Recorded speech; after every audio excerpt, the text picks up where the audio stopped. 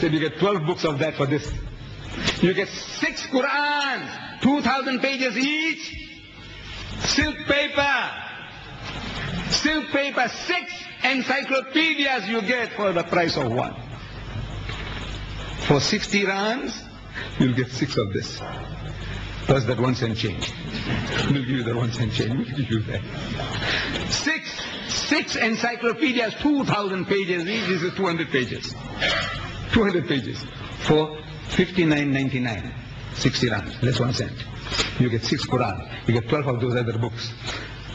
But somehow the Muslim is hesitant to own. But if you have this book, this one by Abdullah Yusuf Ali, there are 335 different references about Allah alone, God, under the subject God. 335, I counted them this morning. In the index, you go to the index, 335 references about Allah. Allah is mentioned in a concordance. If you have a concordance, 2,698 times the word Allah, Allah, Allah occurs in the Quran. But we haven't got the time for all that. 335 times about Allah, things about Allah. This is what it says. For example, He is your protector. Allah is your protector. He is the creator of all. He is most bountiful. He is most merciful. He is most kind. He is forgiving. He is the orphan shelter. He is the wondrous guide. He satisfies your needs. He is God. He is present everywhere. To Him is the goal. To Him is the return of all. His unity. He's one, not one in a trinity, nor one of two, no begotten son, nor consort, nor daughters.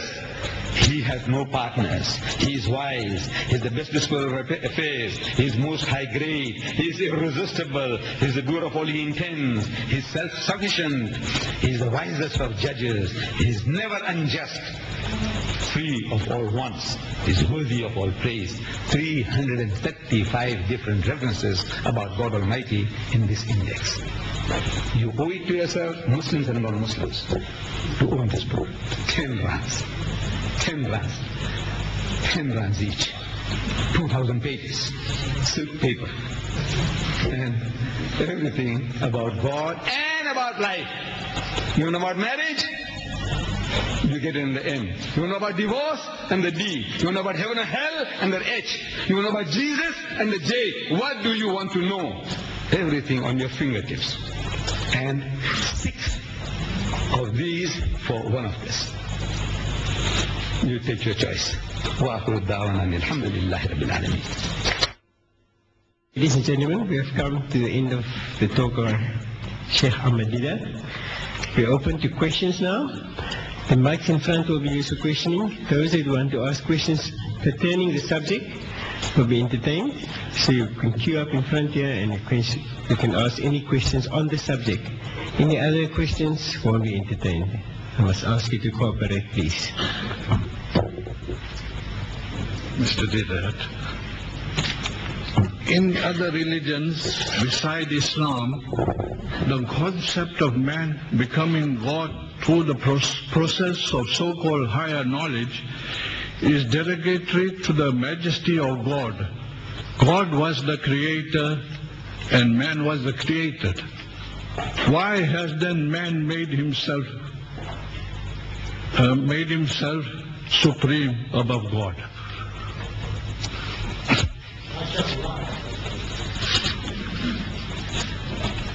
Man, how can he make himself supreme above God?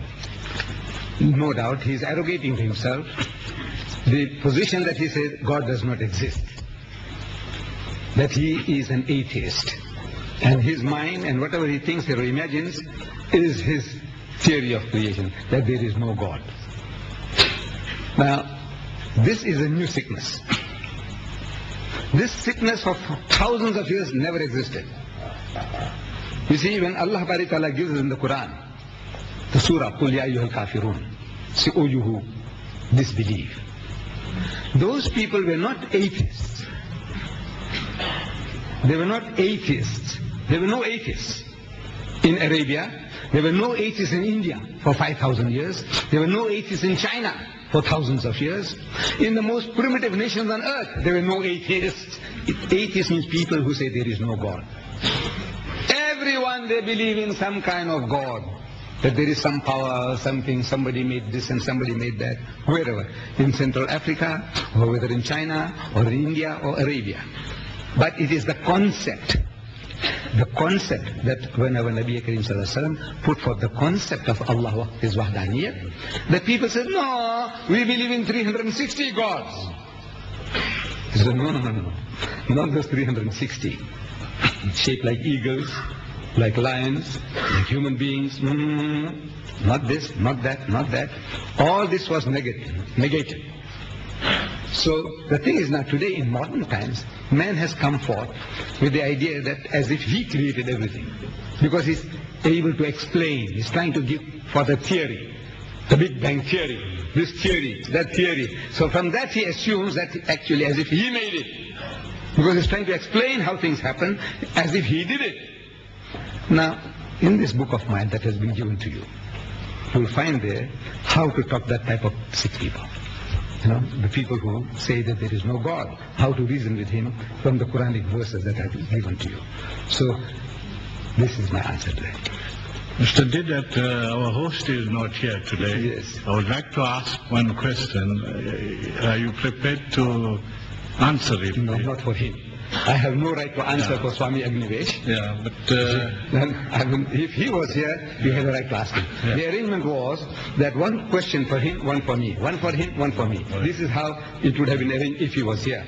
But now, you have to reserve your question. Oh, by the way, I'm offering to our Hindu brothers here, because some people phone me, and Mr. Maharaj phones me, and he says, you know, this meeting of yours, I say, yeah, this is a symposium going to take place. He said, but this Agnivesh, he says, nobody knows him in India. No, this is a human, this is, nobody knows it. I said, there are 800 million Hindus in India. Did you go and test them out? Did you take a poll? 800 million Hindus, and you found out that nobody knows him. Surely his father and mother and his relation, man, somebody must be knowing the guy. But this is nature of man.